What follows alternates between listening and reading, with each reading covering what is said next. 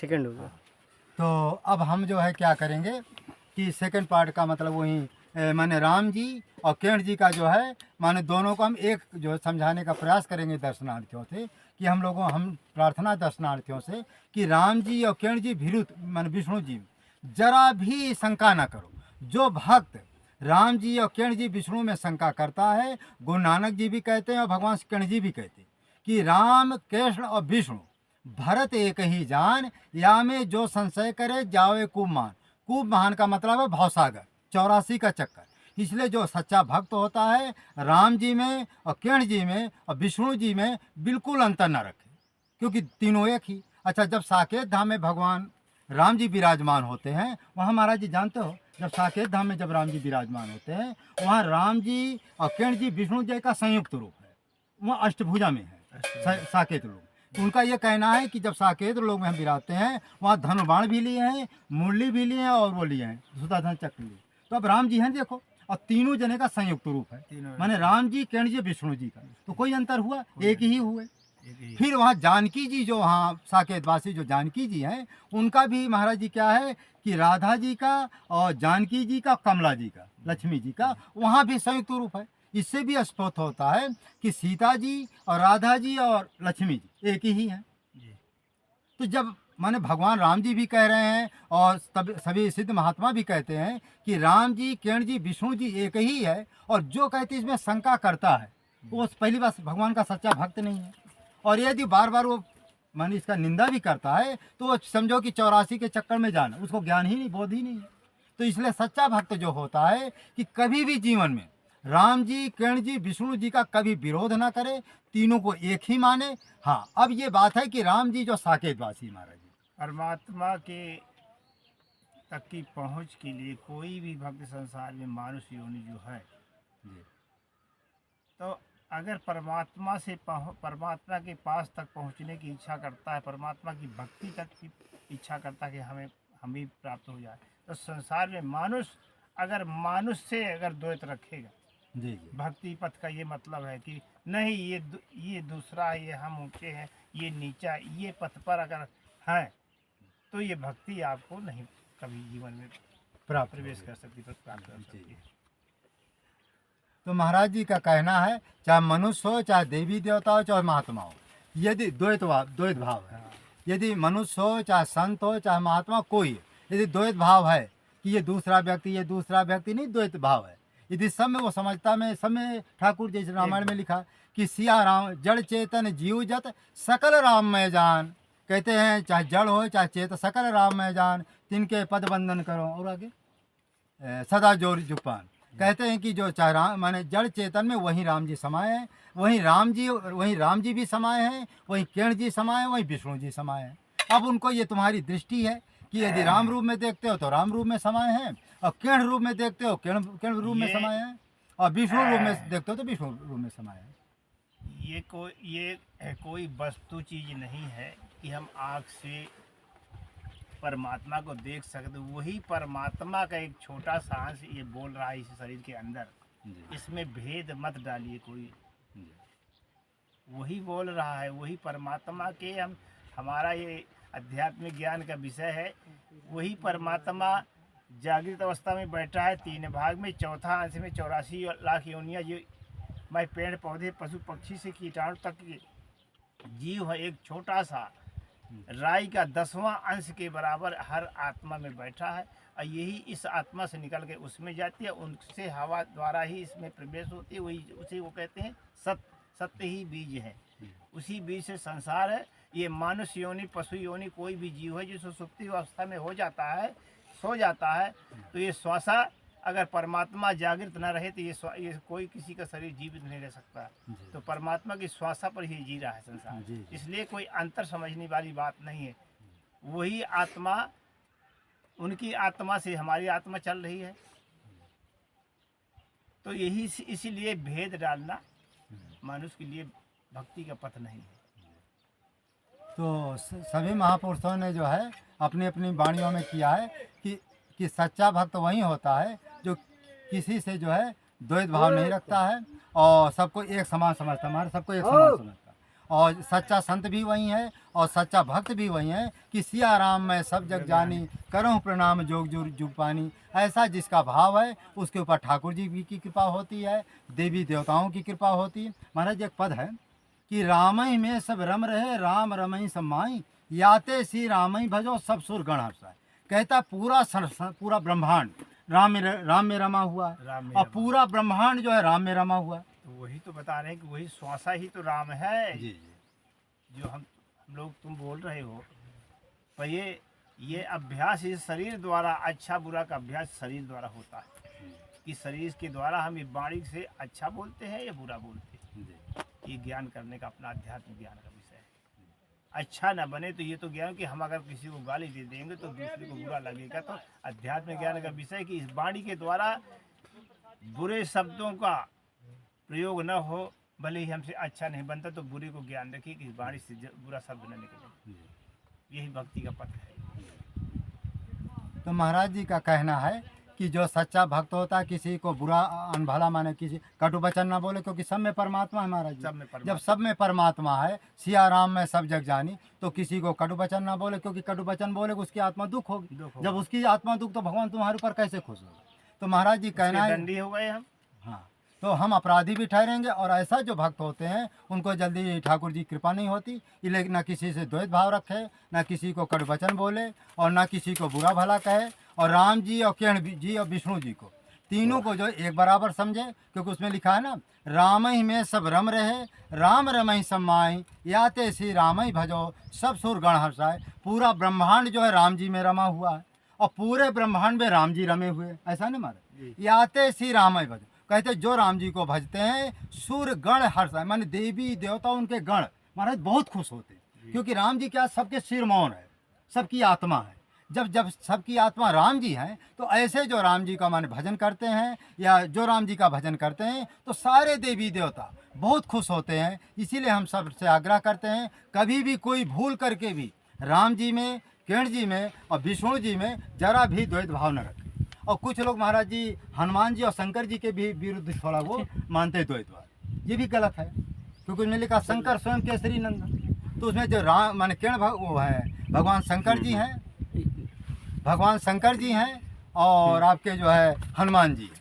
तो इसमें क्योंकि शंकर स्वयं के जो हनुमान जी वही शंकर जी हैं, तो ये शंकर जी में हनुमान जी में भी द्वैत न रखें। हाँ, दोनों एक हैं। आपको यदि भाव प्रेम है तो राम जी माने हनुमान जी को पकड़ो, माने भाव प्रेम है। यदि किसी का शंकर जी के प्रति है, शंकर जी का। हमारे जो दादा गुरु जी थे परमहंस श्री राम मंगल दास जी महाराज जी, ये सभी देवी देवताओं का मंत्र देते।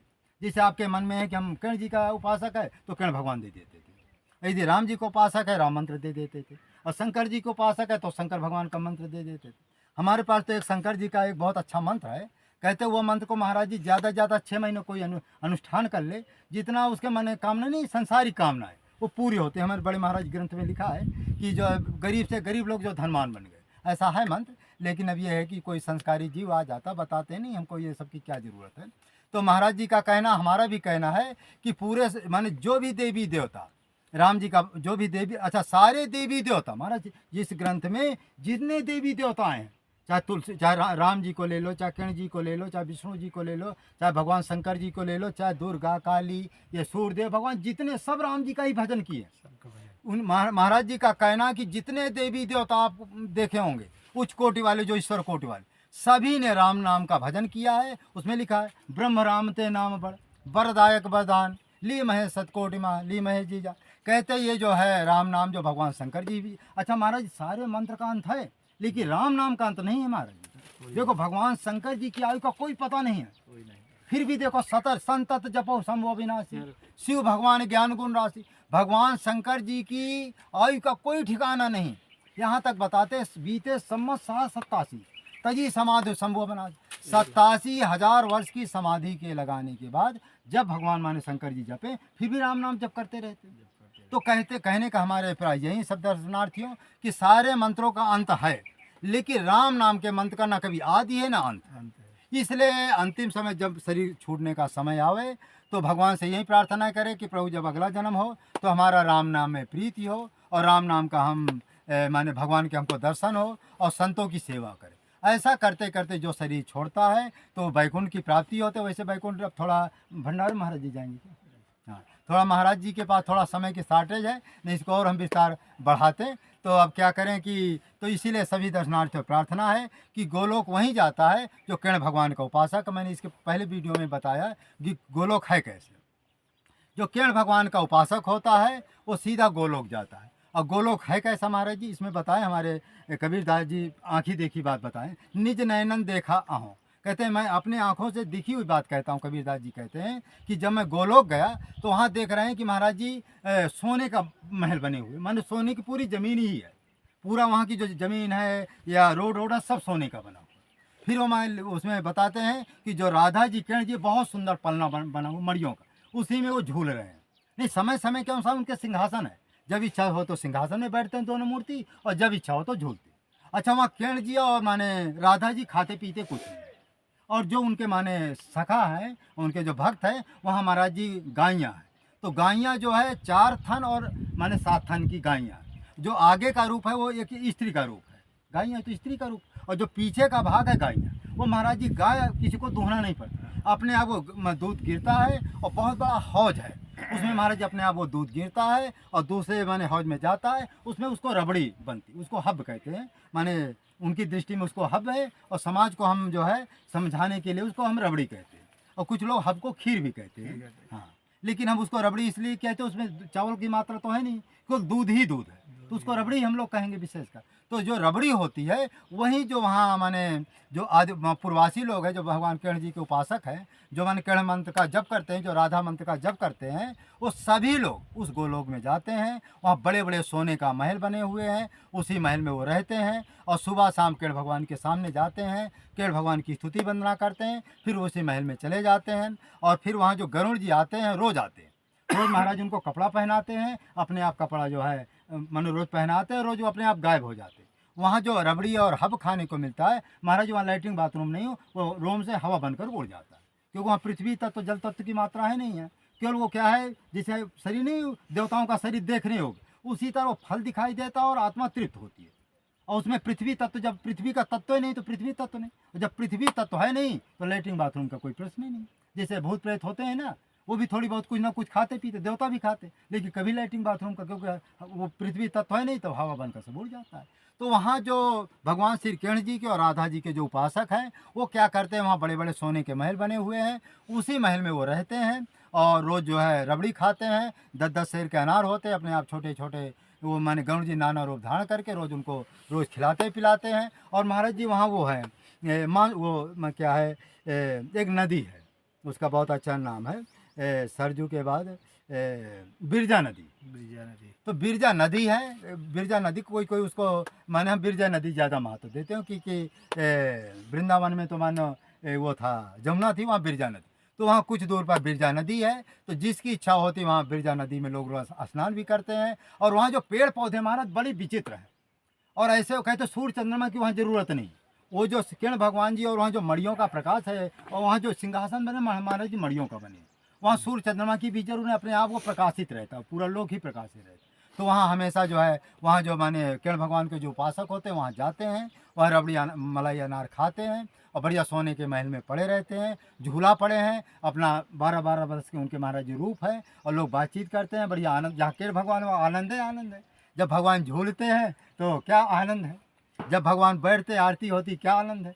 तो वहाँ किरण जी का और राधा जी का इतना सुंदर रूप है कि देख करके महाराज भक्त मोहित हो जाते, उसी में मस्त। और जब वहाँ हवा चलती, इतनी मधुर मधुर हवा चलती है कि क्या बता। वहाँ के जो वृक्ष हैं सब अलौकिक वृक्ष है महाराज जी, यहाँ जैसे वृक्ष नहीं, वो वृक्ष भी जो है चमकते हैं।